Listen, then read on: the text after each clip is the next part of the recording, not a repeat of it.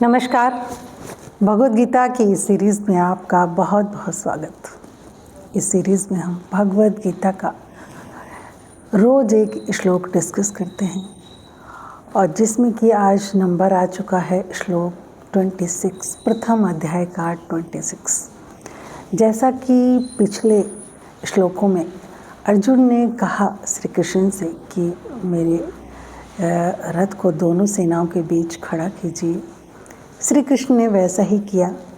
ठीक उसके अपने जो भीष्म द्रोण थे उनके सामने रथ को खड़ा किया और कहा, देखो इन पश्य कुरु, इन कुरुवंशियों को देखो। अब 26वें श्लोक में श्री कृष्ण ने जब कहा कि इन कुरुन पश्य, अपनी कुरुवंशियों को देखिए, तो अर्जुन ने देखा। अर्जुन ने किस किस को देखा इस श्लोक में वही बताया गया है। दोनों सेनाओं के बीच जब रथ को खड़ा किया तो उसने देखा अपने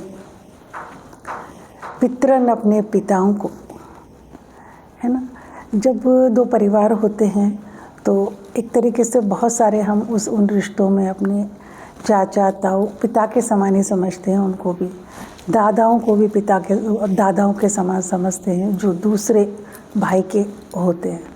तो वो इसलिए इसमें इनका आया है कि पितरन, अपने पिताओं को देखा, पितामह अपने पितामह थे उनको देखा, भूरिश्रवा भीष्म सोमदत्त उनको देखा, आचार्यों को देखा, कृपाचार्य द्रोण को देखा। तो उन सबको बड़े ध्यान से देखा अर्जुन ने। मातुलाम मामाओं को देखा, शक्नी शल्य कांति बेहुज, इन मामाओं को देखा।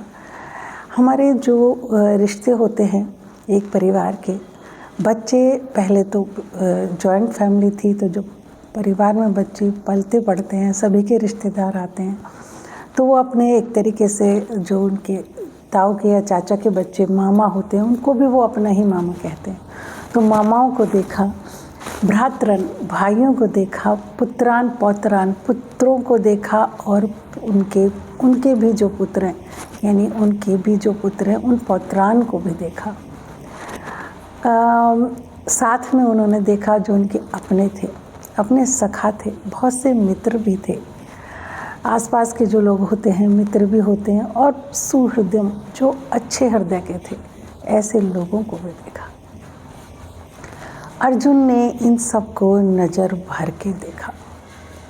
अब देखिए, पहले अर्जुन ने दोनों सेनाओं के डिसिप्लिन को देखकर, दुर्योधन को देखकर गांडी उठा ली और कहा, मेरे रथ को इन सेनाओं के बीच में खड़ा कीजिए, मैं देखना चाहता हूँ इन अन्यायियों को, और जो अन्यायी और पापियों को साथ देने आए हैं उनको भी देखना। जब वो गुस्से में था, अभी भी गुस्से में है, लेकिन श्री कृष्ण को, अंतर्यामी श्री कृष्ण को सब पता है कि देखने के बाद क्या होगा।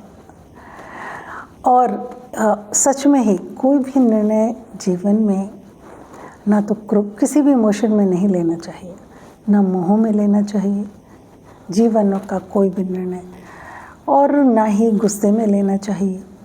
अब तक अर्जुन गुस्से में था, बहुत क्रोध में था, गांडी उठा लिया लेकिन इन सब को देखकर अब अर्जुन के अंदर मोह पैदा होगा।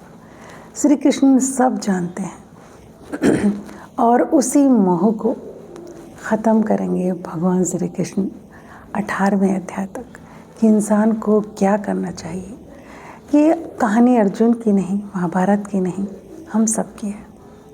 आपने देखा होगा हम लोग मोह में आकर बहुत गलत निर्णय लेते हैं, लेकिन उसके परिणाम बहुत गलत होते हैं। मोह में हम अंधे हो जाते हैं। अब कुछ लोग कहते हैं ये प्रेम है, नहीं, प्रेम अलग होता है, मोह अलग होता है।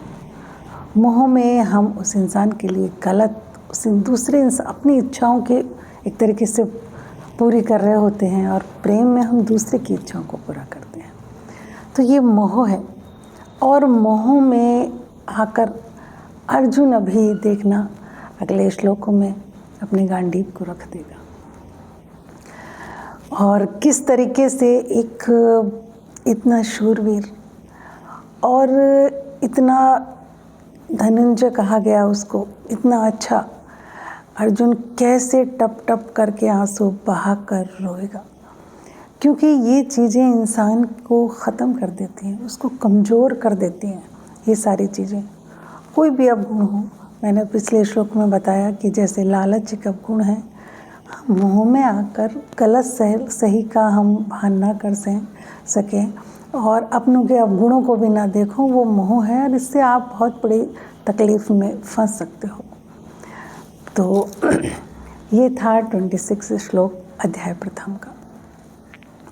बहुत बहुत शुक्रिया, आप लोग वीडियोस को देख रहे हैं और अगर आपको लगे कि वीडियो काम की है इंसान के, तो दूसरों को ज़रूर शेयर करें अपने ग्रुप में, अपने FB पर, सोशल मीडिया पर इस वीडियो को ज़रूर शेयर करें।